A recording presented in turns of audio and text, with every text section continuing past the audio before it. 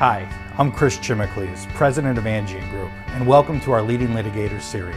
Our series brings together some of the best and brightest class action practitioners from both the plaintiffs and defense bars, and most importantly, the attorneys that made case law. Enjoy our series.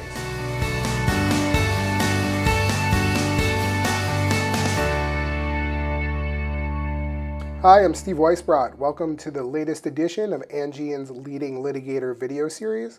Today we are here in San Francisco with Joe Tabacco, the founding partner of Berman Tabacco's San Francisco office, and it is our absolute pleasure to have Joe join us today. Joe, thank you.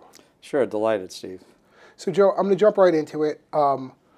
Why class action practice? Why primarily on the side of plaintiffs and even institutional investors? Tell us about your background, how you got here. Sure. Goes back a few years. Out of law school, I was with the Department of Justice and the Antitrust Division and chasing bad guys at that time. And as that Justice Department career was winding down, you have a choice in the road. A lot of my colleagues in DOJ went to work for the big defense firms. Sure. I never found that attractive. I always kind of liked the plaintiff side. I was fortunate enough to land with one of the premier class action firms in New York at the time, the Abe Pomerantz, the founding partner of the Pomerantz firm, and walked in the door there and learned the practice from the ground up, both doing securities and then antitrust, which was really my background. Currently today, between securities and antitrust, which cases do you prefer to litigate and which do you find yourself litigating more? What's your current mix? That's a fair question, and that does vary over time. Sure. In fact, shortly after I joined the Pomerantz firm, Ronald Reagan became president, and it severely impacted the Antitrust Division. Sure. So at that time, there was an uptick in securities litigation, which is what I learned in those years. And I would say right now it's approximately 50-50. There seems to be a bit more activity in the antitrust side. Some of the foreign currency cases that we're involved in with our institutional clients involve antitrust claims, which is a departure from the typical role of public pension funds that tend to pursue securities litigation. Sure. Securities litigation, I believe, is picking up again. It's been slow for the last couple of years, and I know that there are a number of cases that we're looking at, but what we haven't seen for the last several years are, some of the Enrons and WorldComs and some of the things No from mega the early 2000s. That's correct. So a lot of people attribute some of those changes to the passing of the PSLRA. And one of, I think, sort of the unintended consequences, perhaps, and if I'm wrong, please address it in the answer, is sort of that firms like yours end up having a particular expertise in representing institutional investors, in large part because of PSLRA, and in large part for other reasons. And I was hoping if you could tell me if I'm wrong about that, and also tell me how it's different to litigate a case when you have sort of a named plaintiff that is an institutional investor, and how that changes things, if at all. Sure, multi-part question. Right. I would say that certainly the PSLRA promoted the concept of institutional responsible investors getting more involved in securities litigation, no question about it. Right. The lead plaintiff had to be the largest investor. These days it's even morphed, where you actually have private funds that are stepping forward in cases that we hadn't seen 10, 15 years ago when the PSLRA came into being. We decided as a firm early on that it was an actual benefit and advantage to have responsible public pension funds as lead plaintiffs in cases. Courts recognize the gravitas and responsibility of a public pension fund and the responsibility they have to their beneficiaries, and they are in every sense of the word real clients. They're demanding. They need us to do the kind of work that it takes in investigation before they even get involved in a case. Sure. We could spend years representing a public pension fund and never bring litigation on their behalf. But one day the alarm bell will ring, and we'll step up. And we have, I think, built years of long-term trust with particularly some clients in particular who are more active, and then with a large variety of public pension funds. It's an area that we've really specialized in. It's interesting. So one of the things I want to hit on in your background is sort of outside of this class action practice. I know you sit on the board of Overstock.com, and I'm really interested in sort of how that came to be, whether you're acting as an advisor to avoid class litigation, if there are other responsibilities. Tell us about what you do for Overstock, Sure. Because I've got to tell you, I interview a lot of very great class action attorneys. Very rarely do I get to ask them this question or anything resembling this question. Well, and it is kind of, be careful, why would I ever want to become a member of a club where you asked me to join? Right. And that's kind of a bit of the Overstock story. Overstock.com is headquartered in Salt Lake City. It's a fantastic online retailer. I recommend you visit o.co and do your shopping. I've been there. My wife is a frequent Great, shopper. great. Happy to hear that. So Overstock, in its nascent years, became the target of a number of hedge funds that were involved in naked short selling. And the company felt, and I believe the evidence pointed out, that they were really the victims of an attempt to manipulate the stock. And the founder of the company, who was Patrick Byrne, who's quite outspoken, free marketeer, brought a case against the major banks on Wall Street. And it prompted a number of his board members, who were then sitting, to resign. Right. And I had some dealings with him over the years, and he called me up one day and said, look, I said, some of my board members have left because I brought this lawsuit. They say they play golf with those guys. Right. I suspect you don't. I said, well, that's correct. I typically don't.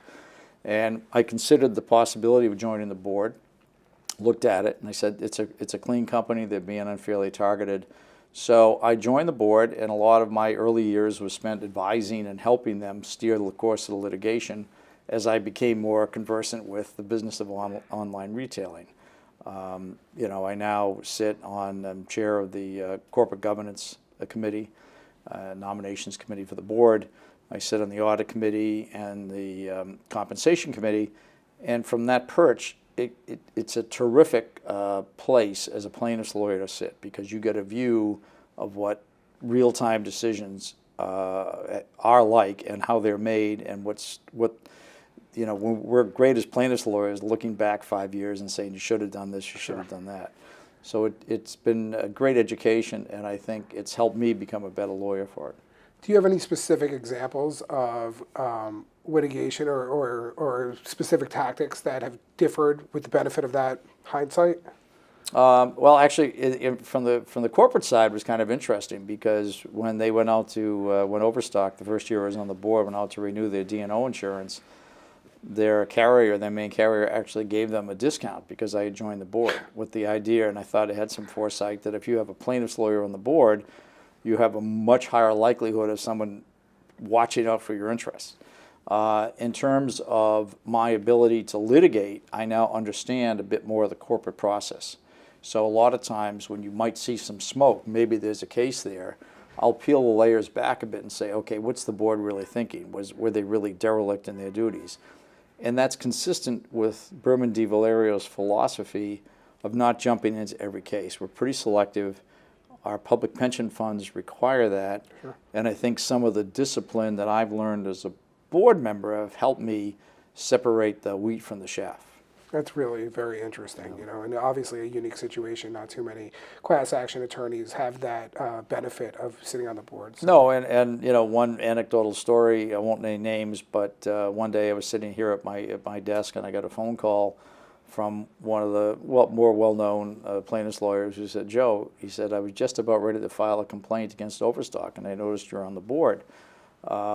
Should I do it? I said, well, you can. You'd be crazy to do it. And, Right. and I gave him about 5 reasons why. So right off the bat, I had the benefit of, and Overstock had the benefit of those kinds of funny relationships that we have in the bar, where you can, Right. speak with authority about what corporate misdeeds are and what they are not. So, Joe, we've spoke a lot about your representation of public pension funds and institutions. I was curious if you could give our viewers the benefit of talking about a case or two that has recently concluded, where we can get a more real sense of what we're talking about. Sure. Well, it was, as you know, it was a great deal of publicity surrounding the financial collapse of 2008. Sure. And the aftermath of that spawned a huge amount of litigation. We were fortunate enough to be retained by the Wyoming Treasurer and the Wyoming Retirement System to represent them in a case against defunct IndyMac Bank, suing the investment bankers because the bank itself had gone into receivership. So we really pursued a case. At the time, no one knew whether these MBS cases would pay off. Could there be a class that could be certified? Would there be the opportunity to make a recovery?